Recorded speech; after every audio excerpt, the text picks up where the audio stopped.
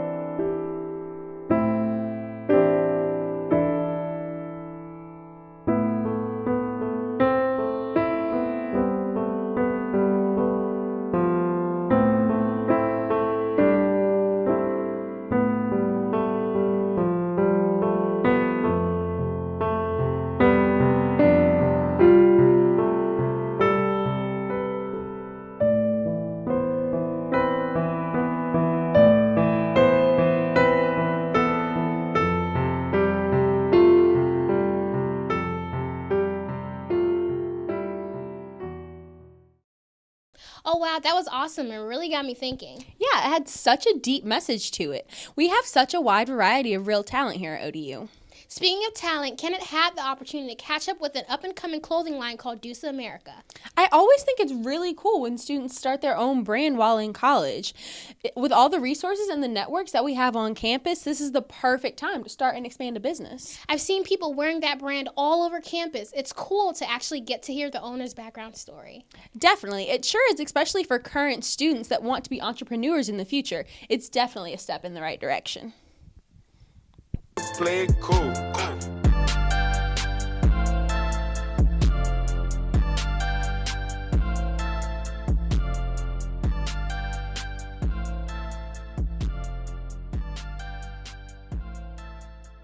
This is an interview with the Creative Connection Project. My name is Darian Grant. I'm the owner of Deuce America.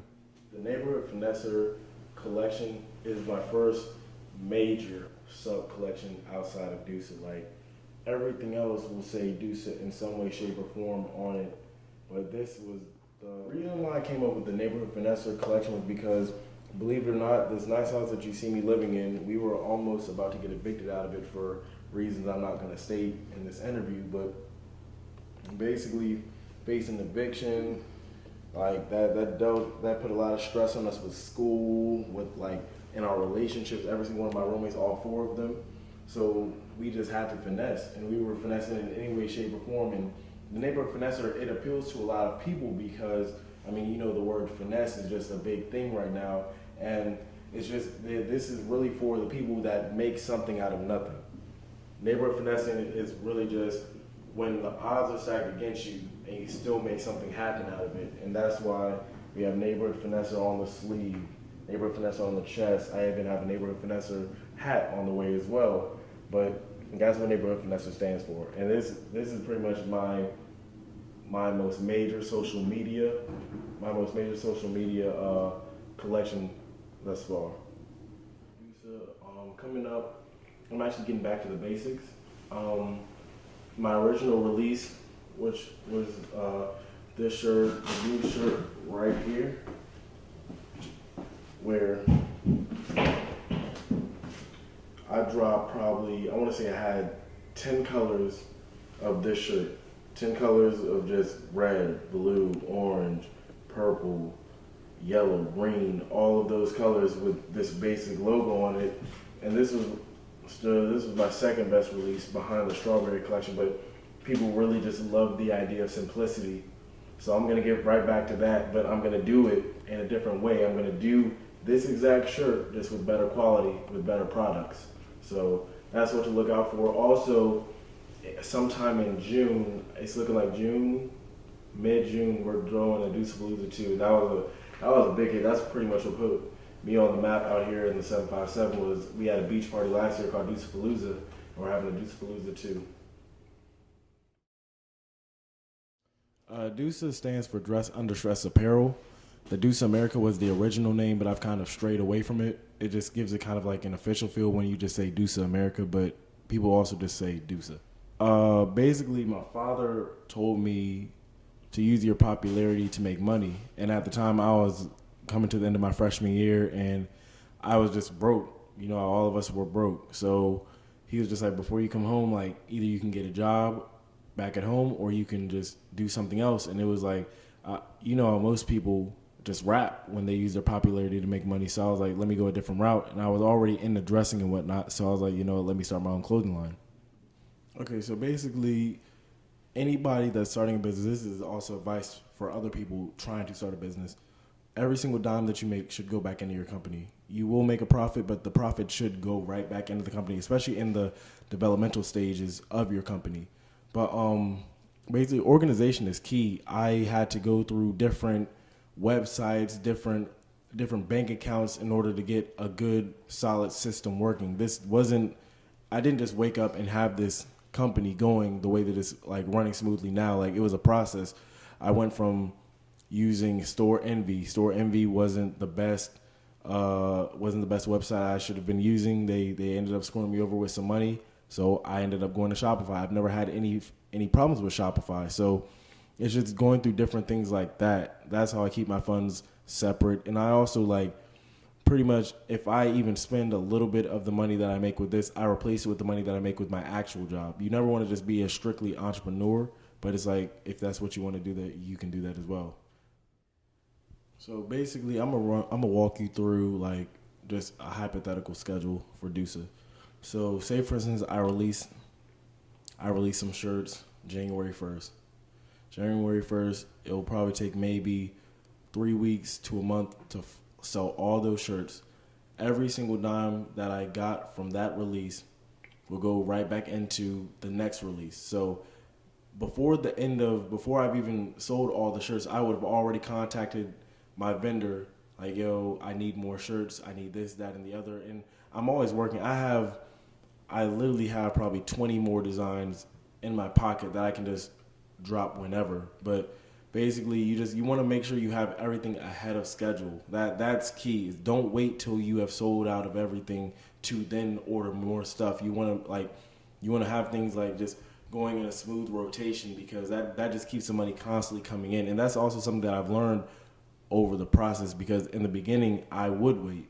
I'd wait months. I would release 2 things a year. Now I release probably 4 or 5. One mistake that I made in the past that I will probably never know that I will never make again would probably be, if you have a good vendor, do not leave your vendor for another vendor just because they give you a better price. Because the thing is with this whole clothing line thing, and I'm even going to compare this to, no, I'm not going to compare it to selling drugs, but basically you want to find a vendor that does everything. A good vendor will go above and beyond for you. That's what I'll say. And my guys at Drip Print Digital Design, they do a lot for me. Like, even if there's a product that isn't available, they will make it available for me. And that's the difference between them and every other vendor out here in the 757 area. Like, so I will never leave those guys just because somebody gives me a better price, because there's been times where another vendor will contact me saying, you get shirts made here for this price, I can cut that in half for you. But granted, the quality of the shirts will be half of their quality. So you get what you pay for in a sense. You can always find a better price, but you really do. All right, and right now in 2017, because this is a one-man show at the moment, but I've realized that is not the way to go. You will need business partners at some point in time, especially if you're trying to take your brand to the next level. So I mean, I'm working on building a team of people that are hungry, because I've tried in the past to build a team, but people aren't really hungry when it's not their business. I need people on my team that treat Dusa as if they started it themselves. Now, I've met some people, so it's in the works right now, creating a Dusa team, an official Dusa team. But as of right now, I do have my my subgroup called the Neighborhood Finessers. We go around ODU selling shirts. We're at ODU, VCU, one at JMU, just pretty much all around Virginia. I want to give a quick shout out to myself, Big Dusa, that's what I go by. But follow the Dusa America Instagram at Dusa America. Also the Twitter, that's where you get your updates from. Also at Dusa America. But if you want to know like in detail things, I would follow myself at Big Dusa on Twitter. And that's pretty much how you get all your updates. Also, you can sign up for our newsletter on the website, DusaAmerica.com. As soon as you go to the website, it gives you the option to sign up for updates. And that's key, because a lot of people will get mad at me because they didn't know something released. And I'm just like, you have every tool available to you to stay updated. Don't be mad at me when you don't get your shirt. Thank you, Creative Connection Project, for interviewing me for my clothing line, Dusa America. But it's time for Big Dusa to get back to work.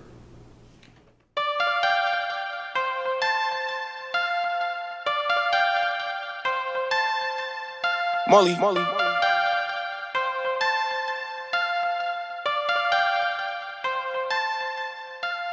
See me pulling up. WODU's very own Mariah also sat down and had a really dope interview with rapper Huey Supreme. I have heard his music before, and I'm looking forward to hearing it. Well, Alexa, you nor our viewers will be disappointed. Okay, so I am Mariah McKenzie here with Huey Supreme. And so, first things first, where are you from? Portsmouth, Virginia. Portsmouth? Mm-hmm. Okay, so you're not too far from home? Mm-mm. Right at home? Really, right like at home? 10 minutes, yeah. Right, okay. What made you want to take music more seriously? I was talking to my friend, and I don't know, something just clicked. You know what I'm saying? We was having a conversation about music, and something just clicked, and it was, I just had kind of like an epiphany, and I was just like, yo, I can really, you know what I'm saying? I could really take this further than, yeah. Do you just freestyle? Like, I see that you do a lot of freestyles, you know, but do you actually write, or I don't know if you can answer that, or if you want to. Yeah. I write, you know what I'm saying? I write. Yeah, okay. Yeah, I'm not afraid to say, I write. But you do freestyle, too? I can, yeah. Okay. You know what I'm saying? I can. So, you can. So, could you freestyle? Right now? Like, off the top. Off the top. That's what you said, too. I can, but, you know what I'm saying? Usually you need a beat. It wouldn't be too. Okay. We can make that happen. I mean, we can. We can. Okay. Great. Yeah. So if you ask me what I'm doing when I say dreaming, dog, how bad you want this shoe? I say I've been fiending, dog. I know that's more than life than fortune. I've been on this mic holding this light until we win. And if you're lost, I pray you always get your spark again. Open up your heart again. Let the world see your glow. And fill these voids while I feed your soul. These niggas want it so that we don't grow. But you a flower in that concrete, baby. Them petal leaves gon' show. So you gotta follow your heart. After it fell apart, it's gon' get better, babe. I promise I'm healing yo with this out. And when you're fed up, it gets better when you smile a little while, my child. Even if it's just the start. Yeah, cause God's got a plan for you. A leap of faith, and girl, I know just where it land for you. Yeah, so if we walk into the end, I'ma be there by your side. I'm gonna always be your friend. Talk to me. So how would you explain your sound? Like, I mean, I know it's a hard thing to kind of, it's just your sound, but if somebody was to ask, like, you know. I think it's a combination of a lot of things. Some wordplay, some, you know what I'm saying, some nice lyricism in there. I can switch up flows and, you know what I'm saying, put bars together and all of that stuff, the art of it. And then it's real melodic as well, you know what I'm saying? It's real smooth, got a nice vibe to it, you know what I mean? Yeah, I agree. I probably couldn't, if I could try and find influences, like if I can try and, you know, quantify that, I guess, it would be kind of like a, I guess I'd put like Kendrick in Chance-ish, Anderson Paak-ish type of feel. I don't think I sound like them per se, but it's just that in that realm, you know what I'm saying? Of I agree. Yeah, so, I could definitely hear influences. So, your EP it didn't just drop, but Hues. Where was your mind like when you dropped that? I could tell it's like a chill, you know, good vibes. Good times, you know, and you also like reflect a lot too. So where were you, like, you know, space wise? Last summer, that project was more about me. It was kind of like felt more like a stepping stone to me. Really, just being able to say that I was able to compile myself a project. You know what I mean? And initially, it was really just I was like, look, let's put together a small EP. Let's give the people something. Because they've been looking for a project. And initially, it was just that small, like, you know, here's a few songs, you know what I'm saying, just for y'all to sit on until I put together, like, compile a real mixtape, a real conceptual, a real project.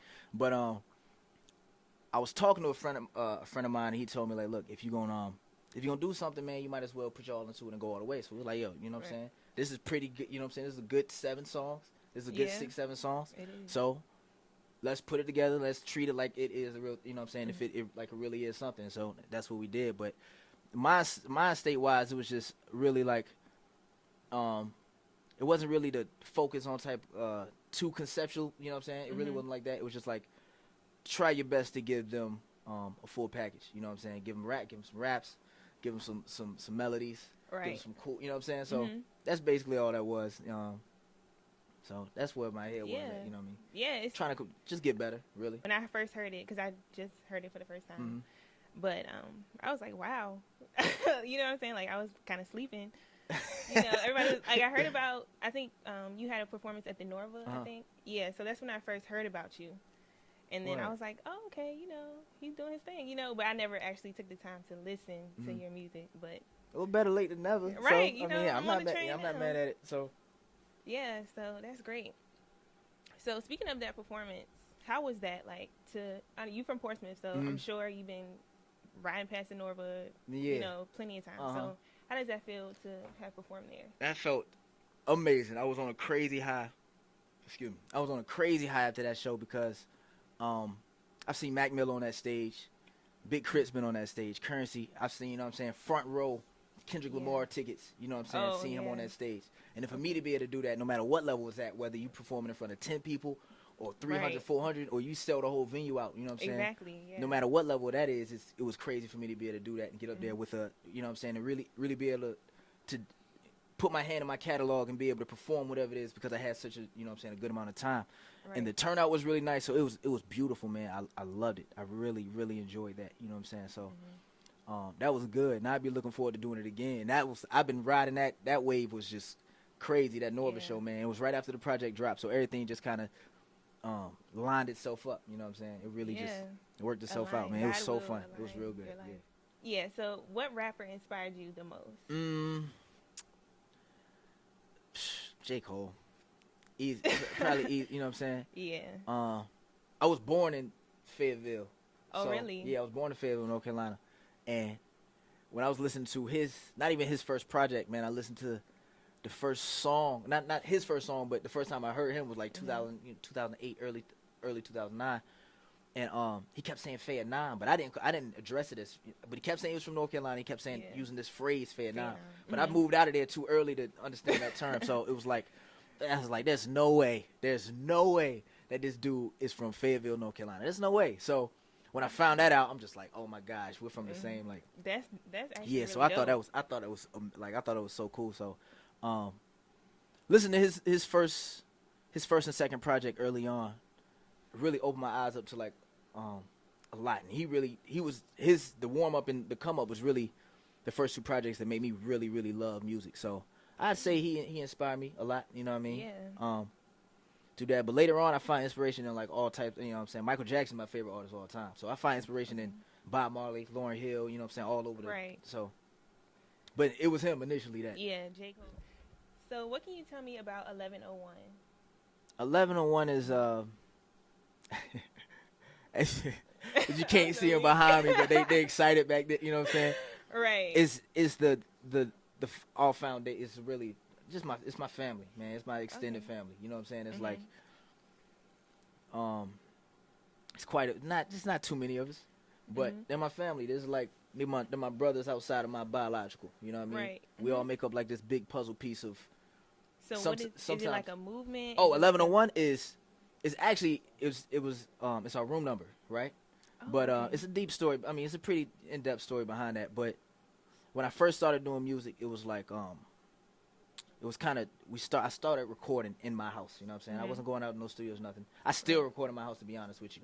And my boy A picked up for those who don't know Aaron D, when he picked up the camera, he was shooting, he was editing, and we was doing all that in house as well. I met my boy Trey, and we do all of our work, everything creatively that we've ever done and that we continuously do happens there. You know what I'm saying? And everybody come through. Our doors are always open for any creator, for anybody. You know what I'm saying? We've had people come in and sleep. You know what I'm saying? We've had people come in and stay them out. You know what I'm saying? So it's really like, I treat 1101 like I would like it was your mother's house. You know what I'm saying? You come in, if you're hungry, we probably don't got too much food for you because we college students, but if you need something, we got you. We always treated that like it was family. So that's what 1101 comes from.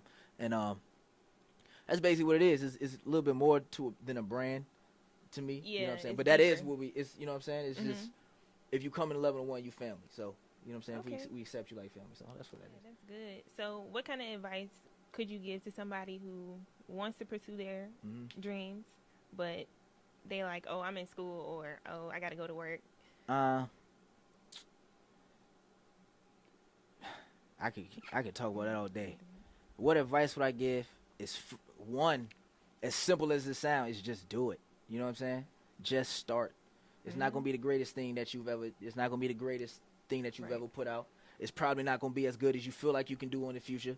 But just start. You know what I'm saying? You can't be scared of what people's gonna think, because people gonna talk whether you do it or whether you don't. You can't be afraid to fail, because you're gonna fall. You know what I'm saying? You're gonna stumble.